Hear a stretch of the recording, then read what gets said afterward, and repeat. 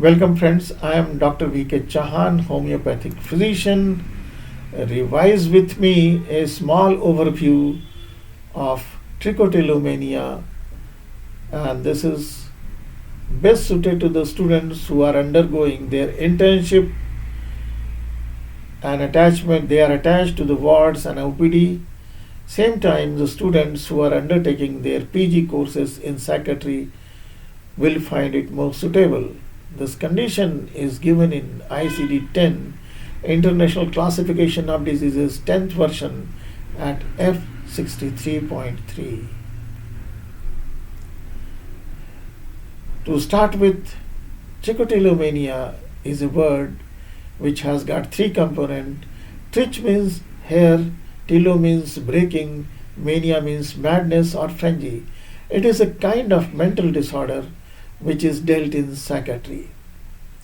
This condition is characterized by recurrent, irresistible urge to pull out hairs from scalp, eyebrows, eyelashes, or other areas of body despite trying not to do so. Historically speaking, this condition was first noticed by Aristotle in 4th century BC. It was first described in modern literature in 1885.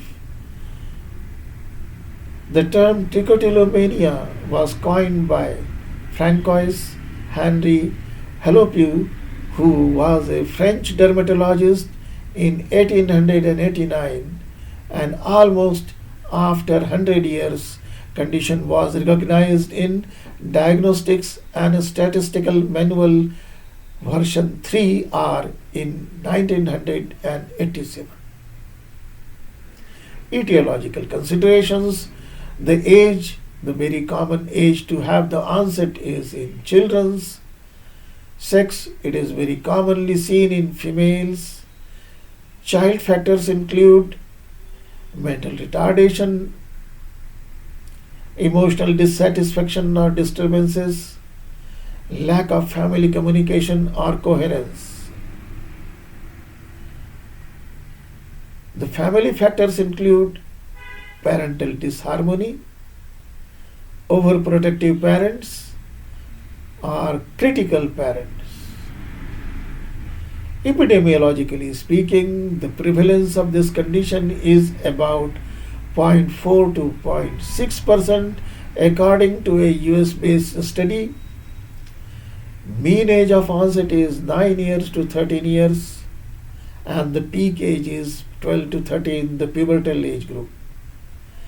Male-female ratio is 1:3. The triggering cause or precipitating causes include stressful factors in life like separation from parents, birth or death of a sibling, strict parent or teacher, and examination acts as a very important stressor in modern days time.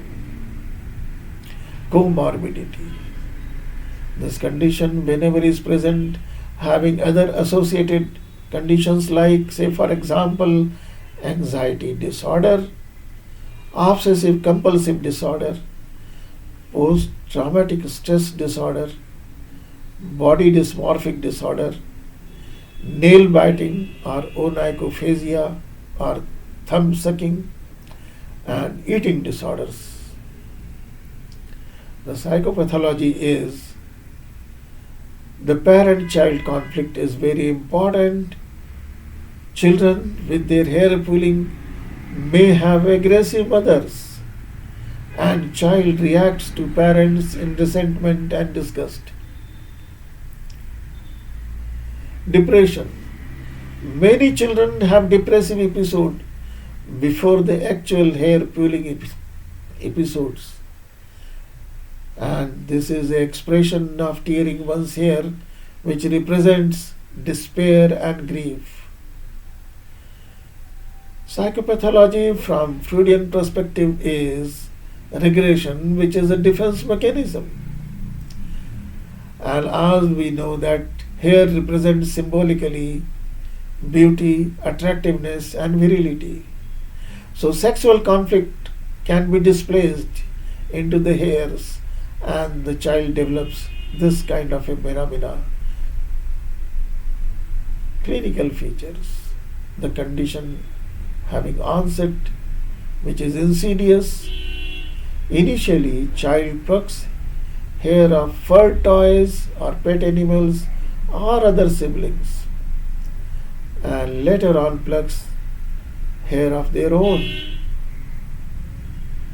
Other associated problems you will find: intense brushing, hair arranging. Such children, they constantly stand in front of mirror and they keep arranging their hairs. On examination you will find unexplained bald patch. Prognosis: it is based on the age of onset. Onset in preschool children runs a self-limiting course and it subsides on its own. However, if the onset is between 9 to 13 years, say for pubertal age group, it will run a chronic course and will continue into adulthood. Onset in adulthood has some underlying psychiatric cause for sure. Miasmatic cleavage. We homeopathic physicians always think in terms of preponderance of miasm, so we can understand the prognosis. If the psora is in background, we have a good prognosis. Psychosis, bad prognosis. If syphilitic miasm is present, it gives us the idea that prognosis is very poor. So the markers here we take: onset in preschool kids, predominant psoric trait; onset around puberty, a psychotic trait; and adult onset, again psychotic trait. And if a child who develops this problem having mental retardation, please understand he has a syphilitic miasmatic trait. Therapeutic aim: when we start treating, we have to make a goal of what is to be achieved and how it is to be achieved. So we need to investigate and find out the conflicts and correct the mental conflicts. That is the very fundamental area where we should work. Treat and correct the habit or behavior pattern. General management: instead of treating alopecia, please correct child's developmental struggles, disturbed child-parent relationship. The psychotherapeutic measures include cognitive behavior therapy, habit reversal training. Let us go to the homeopathic remedy workup. Here what we do is we take help of some repertory, and we have following repertorial rubrics which are taken from Radar 10. The 4 important rubrics which we have here is: number 1, mind mania, tearing hair on; second is mind pulling hair; third, mind pulling hair, desire to pull her own hair; and fourth is mind ailments from grief. We have 3 important remedies here: belladonna, tarantula, and lachesis. Belladonna has got highest grade. It has got 7 marks covering 4 symptoms out of 4 symptoms. Tarantula has got 4 marks which covers all 4 symptoms, and each symptom has got 3rd grade 1 and lachesis has 3 symptoms having 5 marks and covers only 3 symptoms. It is not 4, it is only 3 symptoms. So please note, the eliminating rubric can be taken up as rubric number 3. Belladonna is very important. It is known as deadly nightshade, and it has a classical symptomatic simillimum which is very important. Acute phase remedy we have, and as we have seen these particular symptoms which are belonging to mental general, and we'll see the traits, constitutional characteristics. The physical traits of belladonna is the woman and children with light hair, blue eyes, fine complexion, delicate skin, sensitive nerves, threatened with convulsions and great liability to take cold.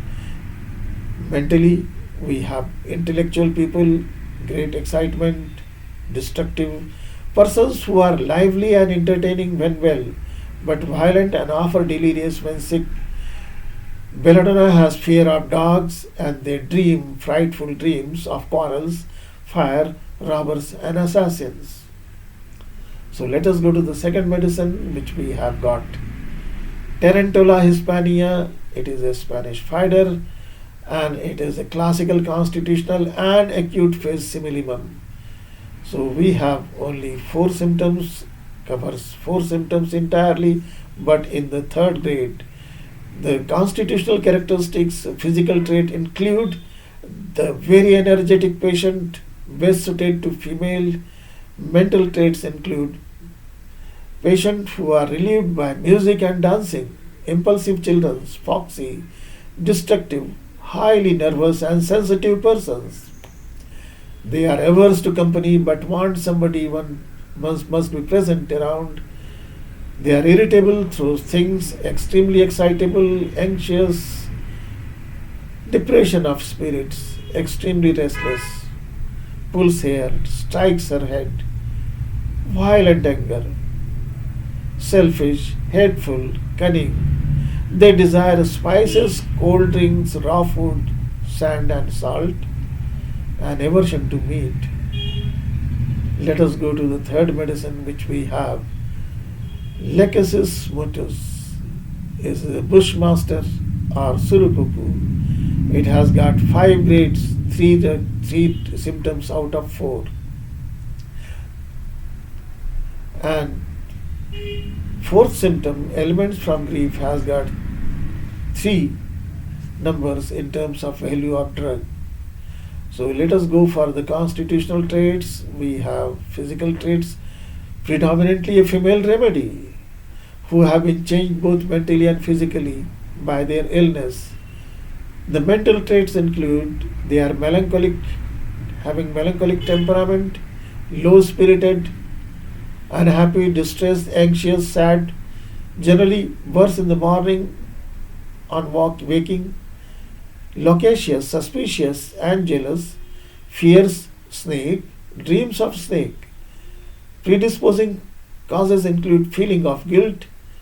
Generalities are warm-blooded persons who are worse from heat in summer, warm room, slips into aggravation during sleep, and they have the left-sided complaints. So that is lachesis, which is a constitutional and as well as symptomatic similimum medicine. Thank you very much for patient listening.